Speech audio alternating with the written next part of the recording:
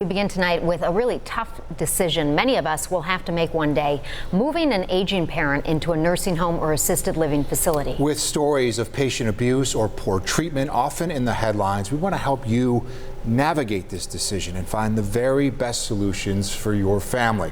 Well, we told you last week about one family's fight for the truth after their mother, Judith, was found dead outside a town of Tonawanda nursing facility in February. A state report details how Judith fell from a third-floor window. No one knew where she was until the next morning. Her family now left wondering how staff didn't notice despite their responsibility to bring her meals and medication. And this is where our follow-up series picks up tonight as part of our commitment to staying on top of important stories that really impact you and your family. The decision to move your parent to a nursing home can come with a lot of questions and concerns. We know that. And I spoke with Hospice Buffalo to find you some answers and help you get through the process.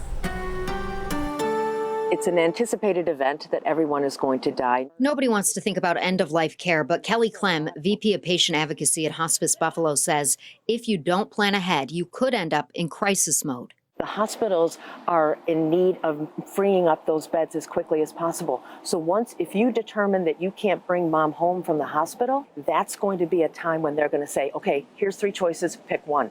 And you're going to be under a lot of pressure to make that choice. So when should you start looking at nursing homes? So if you're diagnosed with a chronic disease like congestive heart failure, Lou Gehrig's disease or ALS, COPD, or a cancer, that's the time that you want to start thinking about what if the worst does happen. And the worst is expensive. According to hospice, nursing homes cost anywhere from $13,000 to $15,000 a month, and that's for a semi-private room.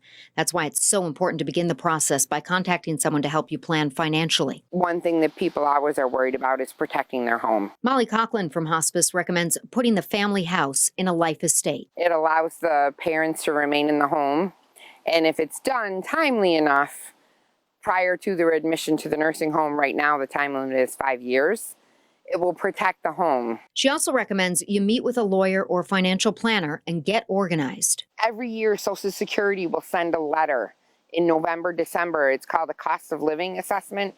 That tells you what you're going to be making. Everybody thinks it's junk mail and they throw it out. You need that letter when you apply for Medicaid.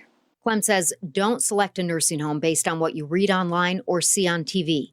Go see them in person. Ask to be taken to the floors. Go and look and see what their staffing patterns are. Look at how they're taken care of. Look at how bright it is, how engaged they are with the residents there. For people who feel bad about putting a loved one in a nursing home, you say what? It doesn't mean that you're a bad person. It doesn't mean that you're not willing. It just means that you care enough to make sure that they're safe. Other resources available to help you plan include Neighborhood Legal Services and the Center for Elder Law and Justice. Also, the website Medicare.gov helps you find and compare nursing homes. And you can find all of these links, plus more information on finding the right nursing home, right on our website at WKBW.com under the Follow Up tab.